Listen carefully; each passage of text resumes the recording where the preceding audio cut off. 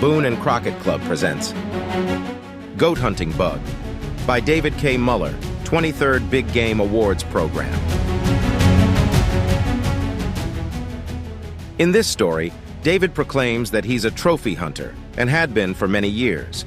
While some may think that the term reflects poorly on hunting, it's important to note that the Boone and Crockett Club states that trophy hunting is not a particular form of hunting, but a broad term that loosely describes the intent by some hunters to selectively pursue a particular class of animal. Older, more mature animals are typically the ones with the largest antlers or horns. They are often more wary and elusive, and harder to harvest.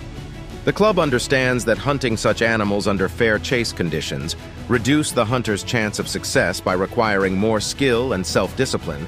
A hunt, successful or not, would represent a greater personal achievement. In fact, trophy hunting, the selective taking of mature male animals, began as a critical component of the club's early efforts to establish the concept of wildlife conservation at the end of the 19th century, when many species of wildlife were on the brink of extinction. Over the following century, this practice, combined with the myriad of other club initiatives, resulted in the drastic recovery of big game populations. Enjoy the story. After moving to Southeast Alaska almost 10 years ago, it didn't take me long to learn I was living in some of the best trophy mountain goat territory in North America. I knew someday I would hunt for a trophy goat, but at the time, I was hunting Dall sheep each year, and that was using up most of my hunting time and money. I am a trophy hunter, and have been for many years. To take just any billy, just to have one, didn't really interest me. If I were to go after a goat, I wanted to find an area with no hunting pressure, where a billy could grow to trophy size. So, for years I kept my ears open and talked to everyone I knew who had hunted goats, gathering tips on where I could find a trophy. I also spent many hours reading Boone and Crockett Club's records of North American big game to see where the big goats had been taken in Southeast Alaska. I was in Ketchikan, Alaska, in the late fall of 1996, when I stopped by the Alaska Fish and Game Office and talked to the goat biologist. I asked him about an area on the Cleveland Peninsula I had heard about. The biologist said the Cleveland Peninsula has produced some of the biggest goats from Alaska, but they were few and far between. He also said the area was not hunted because of very difficult terrain, and this also accounted for the area having some large billies. That was all I needed to hear. Now I had the area to hunt I had been waiting for. Big goats and no hunting pressure. I live in Craig, Alaska, which is a small town on Prince of Wales Island. To get to the Cleveland Peninsula, I would travel by boat across Clarence Strait, which is about 10 miles wide. August 1st, 1997, was the opening day of goat season. The weather was raining and windy, but by the 4th, the weather was starting to clear. On the morning of the 5th, I pulled my boat 30 miles on a dirt road to Thorn Bay, on the east side of Prince of Wales Island. There, I launched the boat and started across the strait to Cleveland Peninsula. It was a calm morning, and the water in Clarence Strait was as smooth as glass, making for an easy trip. In less than 2 hours, I was in a small protected bay. I anchored the boat out in the bay so the outgoing tide would not leave the boat high and dry. After making sure the anchor would hold, I started up the mountain to where I thought some billies might be. It wasn't going to be an easy hike. The mountain has an elevation of 2,800 feet, and I was starting from sea level. It was definitely going to be a tough test. As I left the boat, the sky was clear, but 3 hours later, I could see a storm brewing in the distance. One thing about Alaska weather, it can change in a heartbeat. Within another hour, it was pouring rain, but I wasn't going to turn back. I learned a long time ago that if the weather upsets you, Alaska isn't the state to live in, so I just kept plodding up the mountainside. After an hour, the rain stopped and fog moved in, limiting my visibility to 50 yards. I was thinking I would get to the top where I would set up my tent and hunker down to wait for the fog to lift. After 8 hours of hiking, I knew I had to be close to the top. I could see the sun trying to break through the fog. I hiked up another 200 yards, and the rays of the sun came shining through the fog, as if our Creator sent them from heaven, just for me. I could see the top only 100 yards above me. Once on top, I sat down and dropped my pack. I was burned out from the long, steep hike through the rain, fog, brush, and broken-up terrain. But after a sandwich and candy bar, I was ready to look for a trophy goat. The first impression I had when I looked around was that this was not goat habitat. I hiked north and soon started getting into an area with cliffs and rocky ravines. This was more of what I had in mind. I put down my pack and started hunting along the edge of a cliff.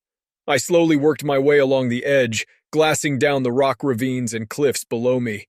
I didn't get too far before I spotted a bed in the grass a few yards from the edge of the cliff. It was too big for a deer, and after a closer look, I found tracks that were definitely made by a goat, and they were huge.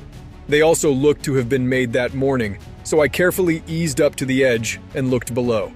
Instantly, I saw a goat 200 yards away, feeding on a grassy bench at the end of a rocky ravine. I pulled up my 10x40 Zeiss binoculars and could tell by the yellow off-white color it was a billy and his horns looked big. The wind was blowing up the ravine right into my face, so the billy didn't have a clue I was watching him.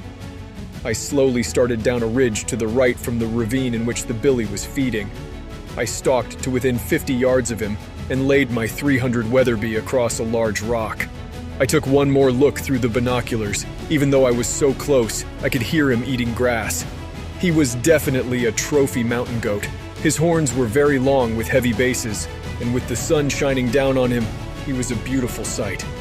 I maneuvered my shoulder behind my .300 Magnum, put the crosshairs on his shoulder, and squeezed the trigger. After the recoil, I looked up and was shocked to see the billy running up the grassy slope to the base of the rock cliff. I knew goats were tough, but I was shooting a .300 Weatherby with 180-grain Barnes X bullets. He should have at least acted like he was hit. I knew I couldn't have missed at 50 yards.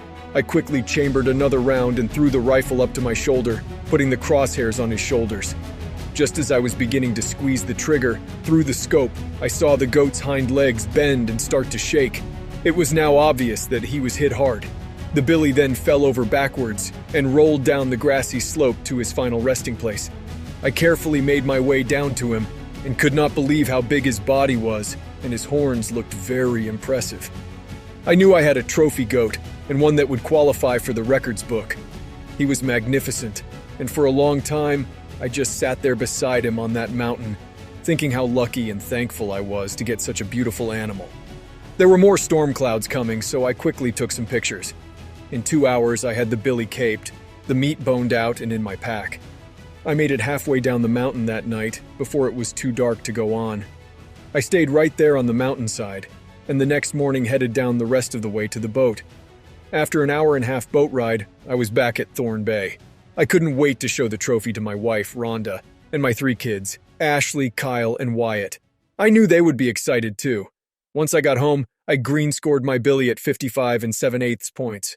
After the 60-day drying period, he was officially scored at 55 points. I knew someday I would hunt for a trophy mountain goat, but I never dreamed I would get a trophy billy that would rank that high in the records book. I have had the sheep hunting bug for years. Is there such a thing as a goat hunting bug? I know I've got one. As of 2023, David's billy ranks number 14 in the all-time records. David was indeed a prolific hunter with 10 Boone and Crockett record animals in the book. They include another goat, along with black bear, brown bear, white-tailed deer, and cougar. Thank you for listening. And if you enjoy content like this, please share it with a friend. You can find even more stories here, or visit boone-crockett.org to see associated pictures and score charts. And as always, thank you for supporting the Boone and Crockett Club.